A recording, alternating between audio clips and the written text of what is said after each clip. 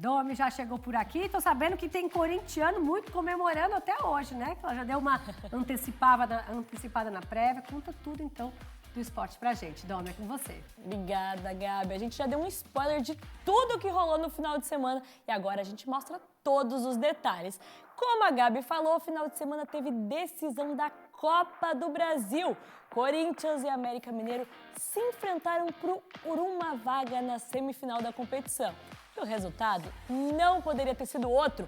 Emoção até o final. Um sábado alvinegro em Itaquera.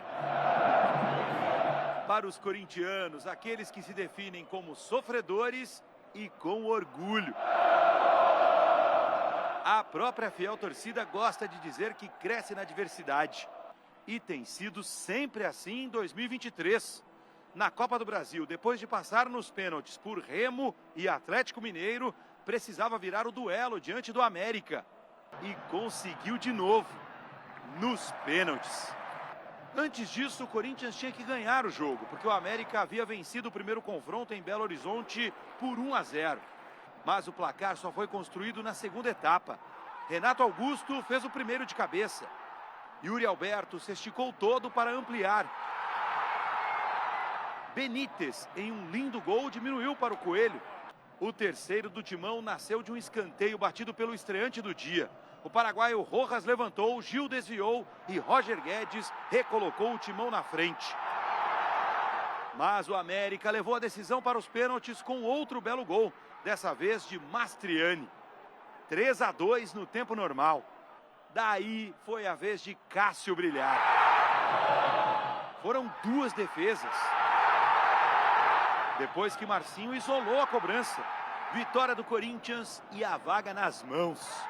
Com muito sofrimento, do jeito que a fiel gosta. A festa em Itaquera está garantida. Pelo menos até a semifinal contra o rival São Paulo. Agora, uma coisa o corintiano pode ter certeza. Emoção não vai faltar. Eu trabalhei para isso, eu estudei, eu me preparei para isso, eu abri mão de algumas coisas para me preparar, para estudar os pênaltis. Teremos clássico majestoso entre Corinthians e São Paulo de um lado. Na outra semifinal, o Flamengo pega o Grêmio. Antes, tem um confronto decisivo pela Copa Sul-Americana na próxima terça-feira. O Corinthians encara o Universitário em Lima, no Peru, com transmissão do SBT. Então já temos a semifinal definida. De um lado da chave a gente tem Flamengo e Grêmio, jogaço de bola, as duas equipes que tem muito bom, vêm muito bem nos campeonatos que estão disputando. Já de outro lado a gente tem Clássico Paulista, São Paulo e Corinthians, dois jogos imperdíveis. E pelo Brasileirão, a 15ª rodada, no geral foi marcada por placares magros, mas os jogos foram pegados. Bora ver como é que foram essas partidas. O Botafogo venceu o Bragantino por 2-0 e segue aumentando a distância do segundo colocado. Os gols aconteceram todos na segunda etapa. O primeiro veio já no comecinho, quando o Cleiton saiu errado e a bola sobrou com Tchê, que cruzou para Eduardo abrir o placar. Na sequência, de Plácido aproveitou sobra na área e fez um golaço. Assim, o Fogão garantiu mais 3 pontos para a festa da torcida. O Cuiabá quebrou a invencibilidade do Fortaleza na Arena Castelão na Série A. O único gol da partida saiu ainda no primeiro tempo, com Daverson, que aproveitou o erro da defesa e mandou para o fundo das redes. Cruzeiro e Curitiba ficaram no 0-0. E no clássico carioca entre Flamengo e Fluminense, o astro foi o VAR. Quem balançou primeiro as redes foi o Flu, com Arias de fora da área após puxar o contra-ataque. Mas o gol foi anulado após revisão do árbitro de vídeo, por falta no início da jogada. Na reta final o mesmo aconteceu, mas pro outro lado. Gabigol chutou de canhota na entrada da área.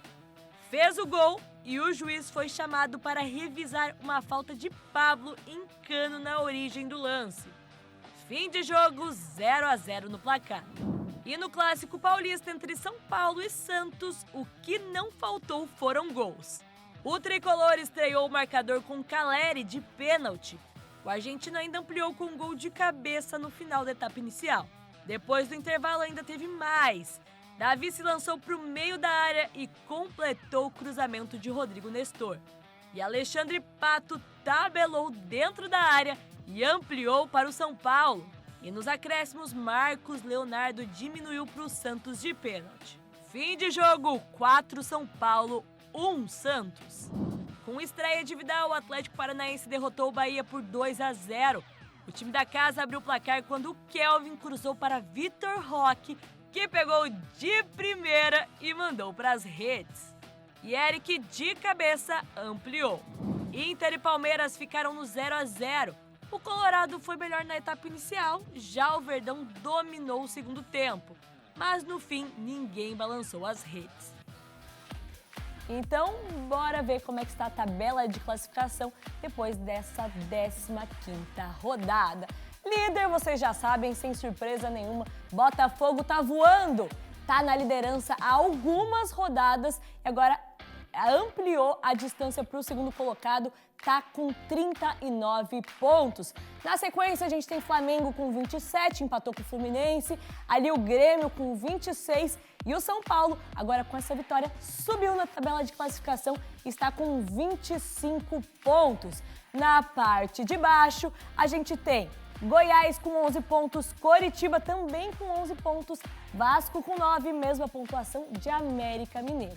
Lembrando que América Mineiro, Vasco, Grêmio e Corinthians não tiveram suas partidas adiadas, então não jogaram. E Goiás e Atlético Mineiro jogam hoje. Então algumas equipes ainda vão mudar na tabela de classificação. E pela Série B, vamos ver como é que está a tabela. A gente tem o Vila Nova na liderança com 34 pontos, mesma pontuação do Criciúma. Ali a gente tem o Sport e o Vitória. Na parte de baixo, a gente tem os dois catarinenses, a Chapecoense na 17ª colocação. Na sequência, Londrina na 19ª colocação. Avaí e ABC também ali na... Eu acho que essa tabela está desatualizada, tá? Vou lembrar pra vocês, porque a última vez que eu tinha visto a tabela de classificação, o Avaí estava na lanterna. Depois eu trago essa atualização pra vocês. Mas lembrando que Avaí e Chapecoense não tiveram seus jogos adiados por causa do mau tempo, então também pode ter alguma mudança ali na tabela de classificação. O Criciúma joga hoje com o Botafogo de São Paulo, 8 horas da noite. Aí o Avaí só volta a campo na quarta-feira contra o Sampaio Corrêa e a Chapecoense duela amanhã contra o Ituano. Esses jogos ainda vão acontecer, mas pela Série C, Brusque e Figueirense entraram em campo. Olha só. O Figueirense foi derrotado pelo Náutico por 2-1. O time da casa abriu o marcador com Victor Ferraz de cabeça. Na sequência, Jean Mangabeira driblou o marcador e chutou por cima do goleiro Wilson para fazer o segundo. Na etapa final, o Figueirense conseguiu descontar com Gustavo França, que pegou o rebote e mandou para as redes. Já o Brusque goleou o Confiança por 4-0. Guilherme Queiroz de pênalti abriu o placar. No comecinho da segunda etapa, de cabeça, ele de novo, Guilherme Queiroz fez o segundo. Poucos minutos depois, em contra-ataque, Alex Juan fez o terceiro. E no último minuto de jogo, Diego Martins completou o marcador. Com esse resultado, o Brusque está na terceira colocação com 23 pontos. E o Figueirense está na 11ª colocação com 16 pontos. Só trazendo uma atualização, como eu tinha falado ali na tabela de classificação, o Avaí realmente é o lanterna da Série B e aí em cima vem o ABC. E pela Série D, teve punição para a torcida organizada do Marcílio Dias, a chamada Fúria Marcelista. Não vai poder frequentar as competições por 4 meses. Por isso, a gente vai chamar Cris Pinheiros por aqui. Tem atualizações desse caso pra gente, né, Cris? Por que essa torcida vai ficar com essa punição? Boa tarde pra você.